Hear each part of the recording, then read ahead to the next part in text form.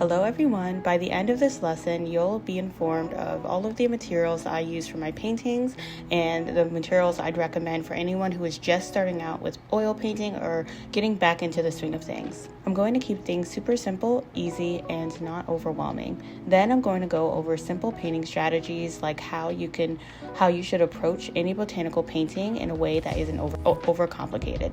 I'm also going to go a little bit into color theory and provide you guys with a few exercises to help you improve your painting skills. All right, let's get started with materials. The first thing is brushes. There are so many different kinds of brushes out there. First, we have the round brush. This one has a pointed tip and can be used for detail work, thin lines, or small stroke. Next is the flat brush. It has a square tip and it's great for bold, sweeping strokes, blocking color, and covering large areas. You can also turn it on its edge to get crisp lines. Similar to the flat brush is the bright. It's shorter with stiffer bristles, which gives you more control and less flex. This is great for when you want to push thicker paint around and keep your strokes more defined. Then we have the filbert. It's like a flat brush but with rounded edges. This one is my personal favorite because it can do both. Broad strokes like a flat, but also softer, blended edges. If you could only pick one brush to start with, I'd honestly recommend the filbert. So to summarize, rounds for details, flats and brights for bold strokes and coverage, filberts for versatility and blending, and there are so many more brushes out there. But since you're just getting started, you just want to focus on the basic foundational brushes. So the next topic is color. You will need cadmium yellow or cadmium yellow light or lemon yellow, ultramarine blue, cadmium red or alizarin crimson, and you're also going to need burnt umber just in case, and titanium white. So this is called a limited palette. A limited palette is essentially the primary colors plus white, and you can also add burnt umber as an alternative to black or ivory black, and burnt umber can be used for a warmer, more natural looking dark color. So sticking with a limited palette not only trains you in creating a variety of different colors, cool tones, warm tones, but it also prevents you from getting into the habit of running to the art store and spending money on colors that you could have otherwise made at home with the primary colors that you've already had. On the topic of color mixing, another useful tool that I would actually recommend investing in is a palette knife. So essentially this is the knife that I am using right now in this footage. The palette knife aids in mixing colors. Now if you don't have a palette knife, not to worry, don't worry about it. You can easily use your paintbrush to mix the colors for you. But before you move on to the next color, you want to make sure you dip your paintbrush into the solvent to wash it clean.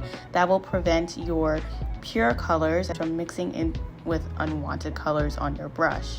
And this leads us to exercise number 1, creating your own color wheel. But to keep it simplified, let's just focus on the 3 basic types of colors: primaries, secondaries, and tertiary colors.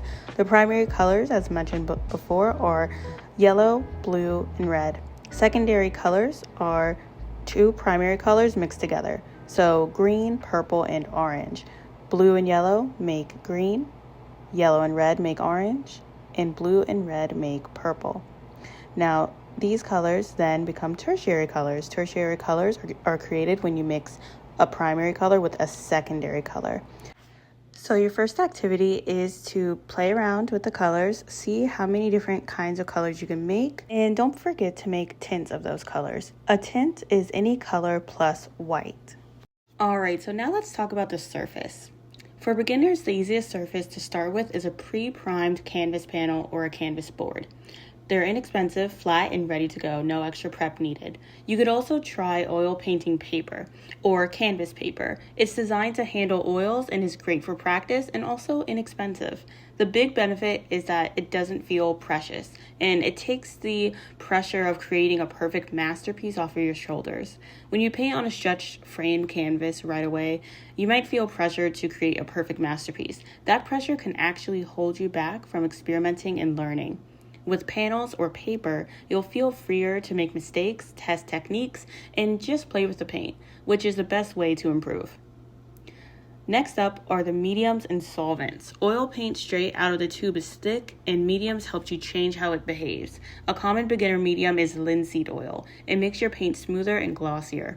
For cleaning brushes and thinning paint, you'll need a solvent. Odorless mineral spirits or Gamsol are safer, beginner-friendly options. Here's a rule of thumb. Mediums are for mixing into your paint, solvents are for cleaning and thinning. The next topic is ventilation and safety. This part is super important. Always paint in a space with good ventilation. Oil painting solvents can release fumes, so crack a window, use a fan, or set up in a room with airflow. If you ever feel lightheaded, take a break. And last but not least, the palette surfaces. So let's go over the 3 most common options for beginners: wooden, paper, and glass palettes. The wooden palette is the classic painter's palette you've probably seen in movies. They're sturdy and traditional, and over time, the wood absorbs some oils and gets a nice, seasoned surface. But for beginners, they can feel heavy and they take more effort to clean and maintain. Next is the disposable paper palette. These are super beginner friendly. They come as a pad of sheets coated with a special non-stick surface. When you're done painting, you just tear off the top sheet and toss it. No cleanup required, and it makes them perfect for if you're just starting out or don't want to deal with solvents. And finally, the glass palette. This one is my personal favorites for serious painting. You can mix paint on the smooth glass surface and it's really easy to clean. Just scrape it off with a razor blade or using the side of your palette knife. It's also reusable pretty much forever. So let's get into the 4-step strategy that I use to paint all of my floral pieces. The first thing I do is tone my canvas. So for this piece, this quick oil sketch, I cut a piece of linen canvas and primed it with acrylic gesso. I toned the canvas with diluted burnt umber. So essentially, I mix my burnt umber with solvent to dilute it. Once my canvas has been toned, I like to go ahead and block in the general shapes of the flowers. I start to sketch out the larger shapes before sketching out the smaller shapes. When painting flowers, and really for painting anything, don't get caught up in the details. Only focus on the biggest shapes and work your way down to the smallest ones. The rule of thumb is to work from big to small. The next step is to block in your values. The rule of thumb here is to block in first the darkest value and then all the way up to the lightest value.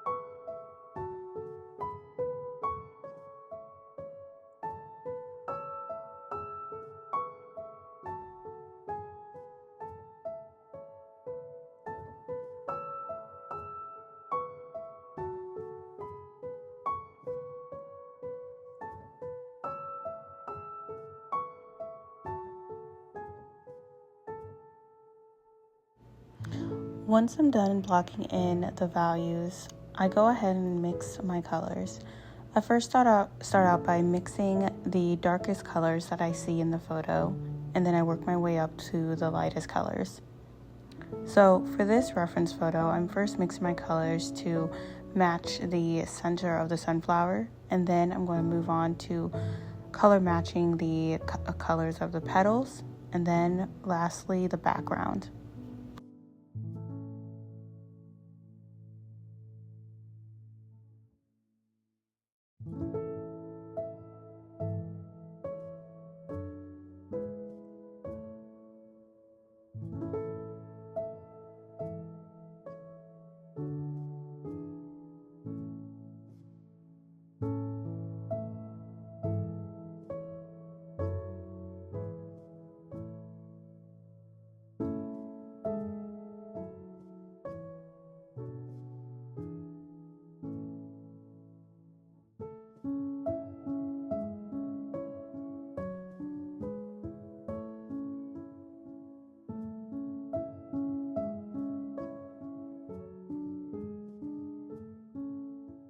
Once I'm done blocking in the values and sketching out the bigger and then smaller shapes of the flowers, I like to go in and block in the local colors.